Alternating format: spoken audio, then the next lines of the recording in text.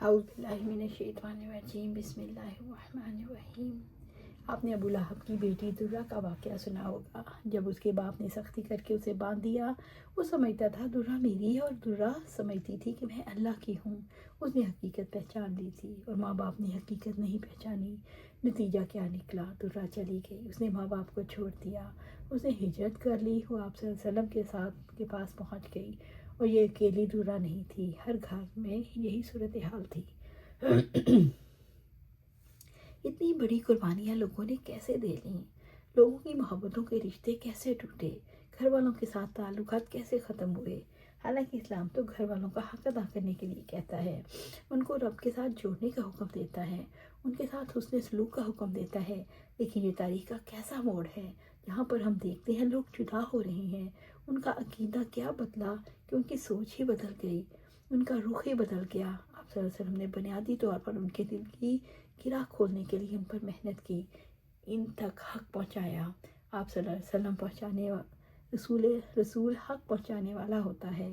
بعض اوقات ایسا ہوتا ہے پہنچانے والا پہنچا دیتا ہے اور لینے والا لیتا ہی نہیں۔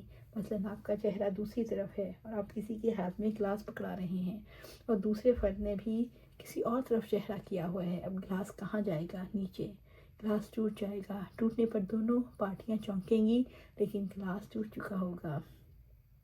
رسول اللہ صلی اللہ علیہ وسلم نے ایسا نہیں پہنچایا، بلکہ انتہائی اخلاص، انتہائی محبت کے ساتھ پہنچایا۔ منہ نہیں موڑا، اپنے روابط سے جن کے ساتھ گہرا تعلق تھا، آپ صلی اللہ علیہ وسلم انہیں ساتھ لے کر چلے، مسلسل انہیں سمجھاتے رہے۔ عمر رضی اللہ تعالیٰ عنہ کے بارے میں ہم پڑھتے ہیں کہ آپ صلی اللہ علیہ وسلم کے یہ ساتھی سورۃ طٰہٰ کی وجہ سے ایمان لائے، تو بات سورۃ طٰہٰ کی نہیں، ایک لمبی مدت کی کشمکش کے بعد ایمان لانے کے لیے تیار ہوئے۔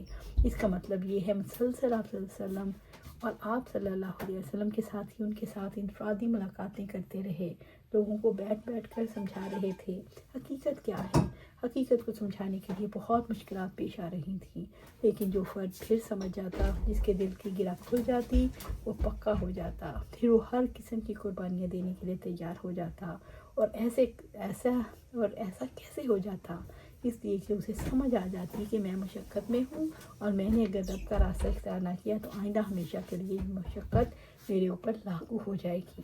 اللہ سبحانہ تعالیٰ سے دعا ہے ہمیں قرآن و سنت پر عمل کرنے کی توفیق دے، اس پر جمع دے، اور جنت الفردوس کے اعلیٰ مقام پر اپنے پاس گھر عطا فرمائے۔ آمین یا رب العالمین۔